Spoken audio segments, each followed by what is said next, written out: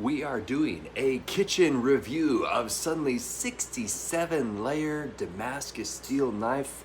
First impressions, it's very lightweight, very ergonomic, and extremely sharp. I wanted to actually start with the unboxing because it was rather impressive. And do note, although this knife is incredibly sharp and comfortable, it is not dishwasher safe, so treat it with care and respect. Now we're going to test the sharpness of this blade on a grapefruit. Note the beautiful Damascus steel, and yes, this comes sharp right out of the box. The ergonomic handle is surprisingly lightweight, but as you take it out of the box, be sure to give it a quick wipe to ensure that it is clean and ready for food prep. This is a normal grapefruit that I got at QFC, and we're just going to barely put pressure down, and you can see it slices right through effortlessly. Even at an angle barely holding the fruit, it still slices through. Now we're going to take the rind off of the flesh, and as you can see, just by barely manipulating the fruit, it's able to slice effortlessly through. This grapefruit was actually quite delicious and tart. Now this is my favorite test. Oh, look at that. It's almost dangerously sharp, which is impossible. We're going to do one more test. As you can see up close, how this